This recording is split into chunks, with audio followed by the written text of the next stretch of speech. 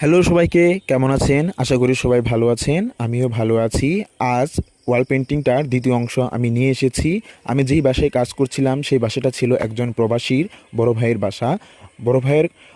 বড় ভাইয়ের কথা অনুযায়ী আমি কাজটা করছিলাম। ওনার চাহিদা ছিল নদী, পাহাড়, ঘরবাড়ি, গাছপালা এবং কিছু ঝোপঝাড় থাকবে এবং সেই ঝোপঝাড়ে কিছু ফুল থাকবে এবং নদীতে শাপলা ফুল থাকবে এবং নদীতে নৌকা থাকবে। আমি ক্লায়েন্টের কথা অনুযায়ী আমি কাজ করছিলাম। দেখুন, আমি নদীর পাড়ের ঘাসগুলো দিয়ে নিচ্ছিলাম।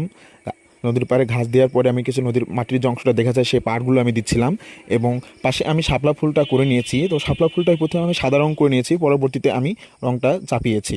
নৌকায় আমি কাজ করেছিলাম, নৌকার যে ছায়াটা জলে পড়ে সেটাও আমি কাজ করছিলাম। আসলে আমি যে কালারটা দিয়ে কাজ করছি সেটা হচ্ছে অ্যাক্রিলিকের আপনার প্লাস্টিক পেইন্ট। এখানে আমি ঝোপঝাড় দিয়েছি এবং ঝোপঝাড়ে সাদা সাদা ফুল দিয়েছি এবং দুটো বক পাখি দিয়েছি, আমি নৌকা বাঁধা আছে। সবাইকে পরবর্তী ভিডিও দেখার জন্য আমন্ত্রণ জানাই।